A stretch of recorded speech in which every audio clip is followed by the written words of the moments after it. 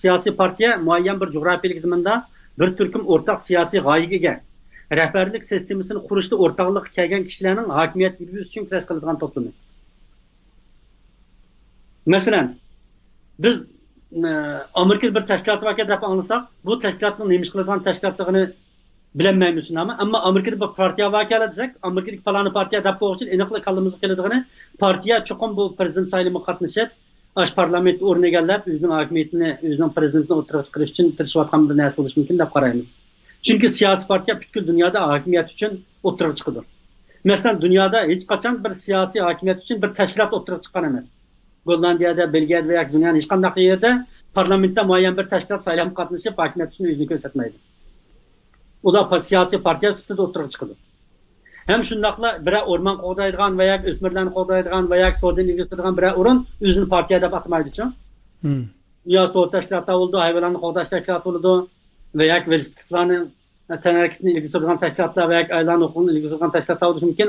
Ammo ayollarning huquqini ilg'itadigan partiya deb partiya bo'lmasligi mumkin-da. Ular faqat shu partiyaning umumiy mexanizmining va yoki nishonining ichidagi birisi bo'lishi mumkin.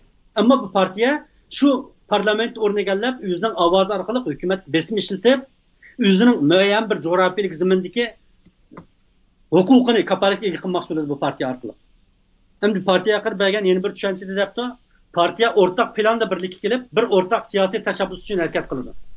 Siyosiy partiya jamiyatdagi siyosiy ixtiloflarning ifodalanishi, shundaqla bu ixtiloflarning to'planishi. Endi ko'tayli. Partiya bilan tashkilotning hozir bizning tashkilot to'g'risida gap qilyapmiz, anglayapmiz. Zaten tashkilot ismini qo'llayapmiz, ammo tashkilotning asli mohiyati yo'q-ku bizda. Keyingi bab so'zlaymiz hozir uni.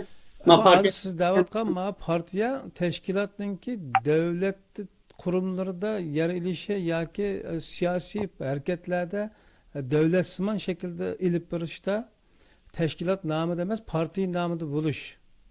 Partiya hozir o'shni yaqin tafsili so'zlaymiz. Shu babda deyishayli. Tamam. Tushundim.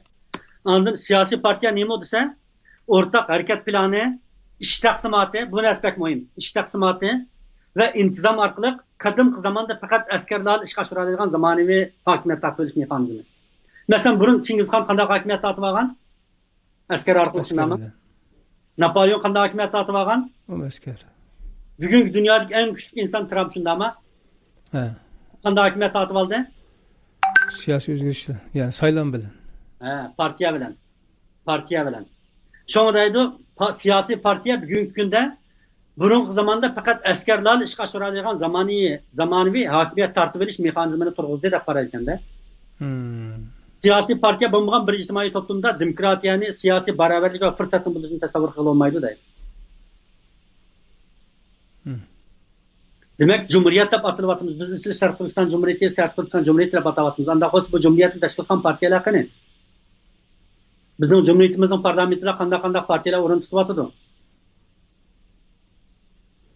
Buni so'ramoq lozim. Anadaki siyosiy partiya Cumhuriyet deb atilgan bir davlatda tinchlik barpo qilishning, shundaqla o'qitish kuchlar masalasini hal qilishning birdan-bir yo'li. Agar partiya bo'lmasa, necha parlament a'zosi ma'lum masala muzokara qilganda o'xshash fikr qilgan odamlarning bo'lmaganligini ma'lumotchilik kelib chiqadi. Partiya bo'lganda ular maqsad ostida to'plashir ekanda, maqsad ostida bir yerga keladi ekan, o chaqda parlamentda 100 odam 100 xil fikr qilish emas, 100 odam ikki partiya bo'lsa ikki fikr qiladigan, 3 partiya bo'lsa 3 xil fikr qiladigan ahvol bo'lib degan gapda, fikrlar cho'g'lashadi, markazlashadi degan gap. Siyosiy partiya o'xshamagan bir turkum odamlarning, ko'pchilik odamlarning g'oyasiga vakillik qilib siyosatga qatnashish uchun imkon yaratadi deydi. Siyosiy partiya Cumhuriyet tuzilmasining kam bo'lmaydigan asosiy halqasi. Siyosiy partiya davlatning qonunchilik qurilishi, idora qilinishida, hukumatning raqobat va nazorat mexanizmini turg'izishda turkilik rol o'ynaydi. Siyosiy partiyalar ommaviy fikrni yetaklaydi, fikr hosil qiladi, shaxslarning ish unumini ko'taradi. Partiya fuqarolar bilan siyosiyonlarning orlig'ini bog'lashda halqalik rol o'ynaydi. Chunki hamma fuqaroning siyosatga qo'shilgan, siyosatni o'ynay oladigan iqtidor bo'lmaydi. Vatanni o'ylaydi, ozodlikni orzu qiladi, azadlık için canım kəsdi ulatı deydi. Ama ular qaysab qatnışıp qandaq töyüp qoşunu oxmaydı. Partiyalar bularını təşkillab, bularını yetaklaydı, bular ideya verdi. Bularının küçünü, bularının iqtidarını şu partiyanın nişanı için sərf qilishqa sistemiga ekildi. Bu xuddi bir kesek yolda tuz keraksiz narsa, ama bu binanın bir qismiga aylangan vaqtda binanın kam bo'lib bo'lmaydigan bir qismiga aylandamizda. Şuna biz Şərq Türkistanlıqlarni her birimizin bir kesek deb qarsak, partiyalar bu keseklerin bir temi olurdu. Bir tam birleşip bir bina şekillendi degan gap. Andın yeni bir maqsadi, oxirgi gap, siyosiy partiyaning maqsadi hokimiyat yurgizish. Siyosiy partiyalarning boshqa partiyalar bo'lgan hokimiyat tanlash raqobati o'rtaq g'oyaga kishilarning hamkorlik iqtidori va kurash irodasini tavlaydi. Ya'ni raqobat insonlarning iqtidorini tavlaydi deydi-da. Agar ma'lum jihatdan aytganda kishilarning siyosiy partiyaga uyushishi demokratik tuzumda kishilarning xizmat aktivligi va yangilik yaratish iqtidorini joriy qildirish sharoit yaratadi. Bayatın sualı Amerika'da partiya bilen tashkilotlarning farqi. Partiya nima tarafidan barliq keladi, tashkilot nima tarafidan? Seliştirish sualini o'tirib qo'yishni qoldim. Partiya o'rtaq hokimiyat yurgizish irodasi tarafidan barliq keladi. Ya'ni hokimiyat egallaymiz shu muayyan bir zaminda yoki Amerikada yoki Fransiyada yoki Gollandiyada degan bir ideyaga odamlar bilan bir partiya shakllandi. Ammo tashkilotchi kishilik munosabat tarafidan shakllandi u. Men ko'z qarashi o'xshab ketadigan o'ziga og'inamni bir yerga kelib, men bir taklif qilishim mumkin. Ondan partiya qandoq barpo bo'ladi, tashkilot qandoq barpo bo'ladi. Partiya o'rtaq siyosiy program orqali barliq keladi. Ammo tashkilotchi kishilik munosabat orqali. Og'inam bo'lsa, mening tashkilotimga kirib qoladi-da. Ondan nima uchun tashkillanadi degan bir savol bor. Partiya muayyan siyosiy maqsad uchun, ya'ni muayyan bir jo'grafiyalik zamonda, ya'ni Sharqiy Turkistonda hokimiyat yurgizish uchun tashkillandi. Ammo tashkilotchi ko'z qarash va xarakter, mijozimiz kelishgan bashat og'ini bilib qolsa, bir tashkilot qurib qo'yganimiz borda. Chong bu yerda partiyada xizmat natijasi partiyadagi kishilarning o'rnini, munosabatini belgilaydigan bir omil bo'ladi. Bu partiyaning tashkilotlarga bo'lgan eng jonli bir taraf. Yana bir tarafdan partiyalarga oid izchil va uzun davomlidir. Sonrasında men bizning ko'limimiz, tashkiliy shaklimiz, ish bajarish tartibimiz haqida to'xtalib, Uyg'urlar siyosiy partiya barliq kamida deb qardim va o'zim yo'qkan deb qaqshigandan keyin qani sen qilsang olmamda emas degan bu savol uchun men bir partiya qurdim. Ya'ni qurish tashabbusini o'tirib qo'ydim. Endi partiya qurish tashabbusini o'tirib qo'yganda nurg'un kishilar deydi, sen partiyaning rahbarimi deb. Unda men deyman, bugungi dunyoda islom dinida bir din mavjud. Islom dinining bugungi dunyodagi rahbari kim? Yo'q. Qur'on islom dinining rahbari. Unda biz o'zimizning mustaqillik nishonini va o'zimizning Sharq Turkiston Cumhuriyet qilish irodamizni bir nizomnomaga aylantirsak, shuni bizning rahbarimiz qilsak, bizga rahbarning keragi yo'q. Biz shu ideyaga uyushgan iqtidorli kishilarni rahbarlar kollektivini tashkil qilgan vaqtda, joy-joylardagi iqtidorli odamlarni atrofini to'plagan vaqtda kimning qanchalik ish qila olganligi tabiiy holda o'tirib chiqadi. Biz ana shu halqali kishilardan foydalanib bir kesakdan bir binoni qo'pirib chiqa olishimiz mumkin. Bu partiyaning tashkiliy qurilmasi va uningki umumiy sxemasi, ya'ni formasi haqida so'zlasak gap uzraydi. Vaqtni bag'ansir oz qilib yotdi. Shunga men partiyaning qisqa yig'izdan tushuntirishni berib qo'yman. Shuni bilan suhbatimiz tamom bo'lsin. Sharq Turkiston Cumhuriyet Partiyasining asosiy nishonlaridan biri mustaqil o'ziga xo'j bo'lgan, so'z erkinligi kafolatiga ega bo'lgan, hamma barobar bo'lgan Sharq Turkiston Cumhuriyetini qurib chiqish. Ya'ni Sharq Turkiston fuqaroligiga vakillik qiladigan sog'lom demokratik sistema qurish.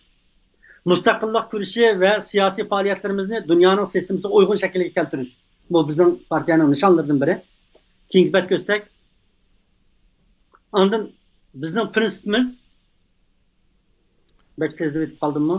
Men ko'rdigan qarindoshdan bir ko'rib olsin deb sal to'xtatdim mana.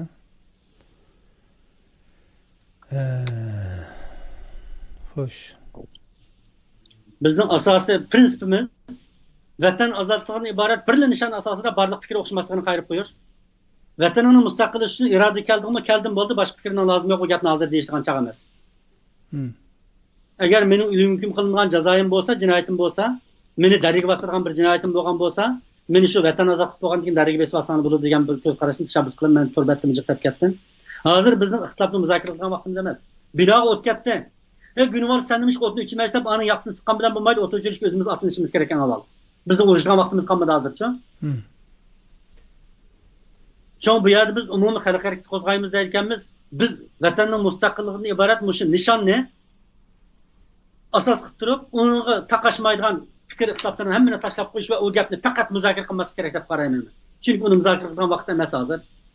Andın halk hareketi arkalık ve ammaviy seferberlik arkalık Şarq Türkistan müstakillik talabının ammaviy asasını kapatıcı kılış nihayet muhim dep qarayman. Biz aldın qatım Şarq Türkistan fuqarası men dep bir bayanatnama çıkardım. 100 neçe adam taqatqan bolupdu. Meğerse men bunu bir chet ellikka bir raisina sifatida ko'rsatmoqchi edim. 150 adam endi chet elda yashayotgan 500 ming deb turli, Yevropada yashayotgan 10 ming deb turli. Facebook 3 ming veya 5 ming ishlatuvchi deb turli. Endi mushunda bo'lgan chaqda bu odamdan mustaqillik, men Şarq Türkistan fuqarosi degan gapni ko'krak urib deydigan odamdan bir 1000 veya 500 chiqmasa, biz qaysimiz bilan haqni oldik va bizning mustaqilligimizni qo'llanglar deya olamiz. Endi xalqni qo'llashning gapi bo'lsa, o'z kuchingga tayansang olmamdi deyish mumkin.